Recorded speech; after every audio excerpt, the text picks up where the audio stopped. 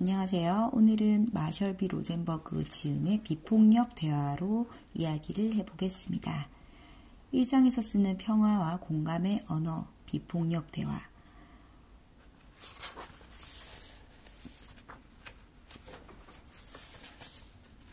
네, 이 책의 목차를 보겠습니다. 목차에서는 우선 1장 마음으로 주기, 2장 연민을 방해하는 대화, 그리고 3장 관찰하기, 4장 느낌, 5장 욕구를 의식하기, 6장 부탁하기, 그리고 7장 공감, 8장 공감의 힘, 9장 우리 자신과 연민으로 연결하기, 10장 분노를 온전히 표현하기, 이렇게 총 10장으로 되어 있습니다. 특히 가장 중요한 것은 바로 3장, 4장, 5장, 6장이 있는데요. 한번 거기를 보도록 하겠습니다.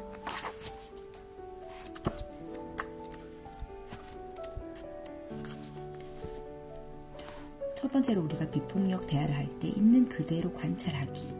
관찰하라. 그것보다 더 중요하고 신심 깊은 일은 없다.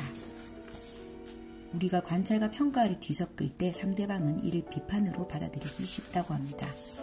그렇다면 어떻게 관찰과 평가를 구분할 수 있을까요?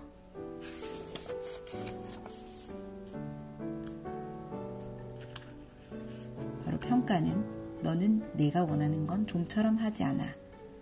관찰은 최근에 너는 내가 제안한 3가지를 다 하기 싫다고 했다. 이렇게 평가와 관찰로 나눌 수 있습니다.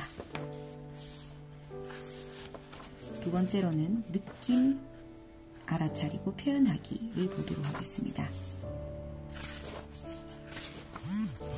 자, 느낌은 무엇이고 느낌이 아닌 것은 무엇일까요?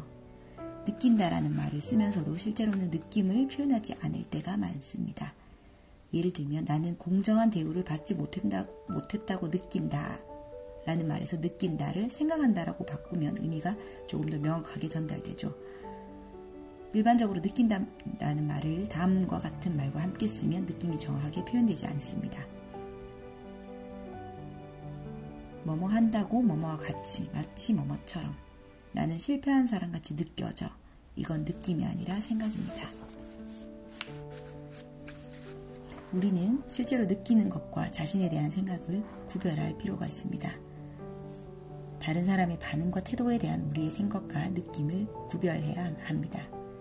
예를 들면 나는 기타 연주자로서 부족하다고 느낀다. 이건 느낌이 아니라 생각입니다. 자, 느낌은 어떻게 얘기할 수 있을까요? 나는 기타 연주자로서 나 자신이 실망스럽다. 이것이 바로 느낌입니다. 우리가 느낌을 표현하기 위해서는 느낌을 표현하는 어휘를 늘려야 합니다. 예를 들면 욕구가 충족되었을 때 감격하다, 감동하다, 감사하다 이런 표현이 있고요. 욕구가 충족되지 않았을 때는 갑갑하다, 기운 없다, 마음 내키지 않는다 등이 느낌 표현하는 어휘가 있겠습니다. 세 번째로는 욕구를 찾아내는 것을 해보겠습니다. 첫 번째로는 우리 느낌의 근원을 의식하는 것, 이것이 바로 욕구라고 합니다. 다른 사람의 말과 행동은 우리 느낌의 자극은 될 수 있어도 원인은 아니라고 합니다. 듣기 힘든 말을 받아들이는 4가지 방식으로 우선 자신을 탓하는 방법, 다른 사람을 탓하는 방법, 그리고 자신의 느낌과 욕구를 인식하는 것, 그리고 다른 사람의 느낌과 욕구를 인식하는 것, 이렇게 있습니다. 그래서 욕구와 느낌을 연결해서 이야기를 할 수 있습니다. 나는 뭐뭐가 중요하기 때문에 나는 뭐를 느낀다 라는 표현으로 바꾸면 자신의 느낌에 대한 책임의식을 깊게 할 수 있습니다. 예를 들면 엄마는 네가 튼튼하고 건강하게 자라기 원하기 때문에 네가 음식을 남기면 엄마는 걱정스러워 라고 욕구와 느낌을 연결하는 방법입니다. 마지막으로 구체적으로 부탁하는 방법에 대해서 보도록 하겠습니다. 부탁할 때는 긍정 언어를 사용한다는 것입니다. 하지마 라고는 하지 말고 원하는 것을 부탁하는 것입니다. 예를 들면 하지마 라고 한다면 실패하게 되고 어떻게 해달라 라고 부탁을 하는 것이 올바른 부탁의 방법입니다. 우리가 원하는 것을 명확하고 구체적으로 그리고 긍정적인 행동 언어로 부탁을 하는 것이 효율적입니다. 모호한 표현은 내면의 혼란을 일으킵니다. 자기 자신조차 분명하지 않은 것을 다른 사람이 알아서 해주기가 얼마나 어려운지를 하는 대화가 이렇게 예시로 나와 있습니다.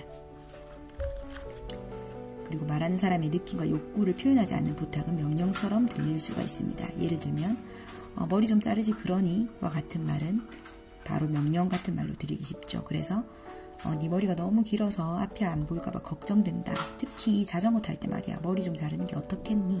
이렇게 말한 사람의 느낌을 넣어서 부탁을 하게 되면 자연스러운 부탁이 되게 됩니다. 그리고 마지막으로 부탁과 강요를 구별하는 방법입니다. 부탁이 받아들여지지 않았을 때 부탁한 사람이 어떻게 행동하느냐에 따라서 나뉘는데요. 바로 부탁에 응하지 않았을 때 부탁한 사람이 비판이나 비난을 하게 되면 이것이 강요입니다.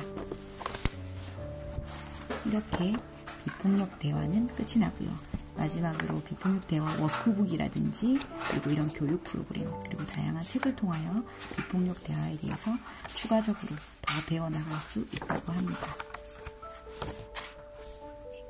비폭력 대화를 통해서 생각하고 말하고 듣는 방식을 선택하며 사는 법을 배울 수 있고 모든 사람이 공유하는 욕구와 에너지로 연결되어 서로의 행복에 기여하는 즐거움을 경험하게 됩니다. 그리고 여러 사람이 협력하고 그 가운데 심리적인 안정감을 느끼게 되어 스트레스가 줄어들고 자유롭고 생동감 있게 살아갈 수 있습니다. 비폭력 대화는 개인 관계뿐 아니라 사회의 다양한 영역에서 치유와 화해의 길을 열어주는 좋은 책인 것 같습니다. 한번 읽어보시기를 추천드립니다. 감사합니다.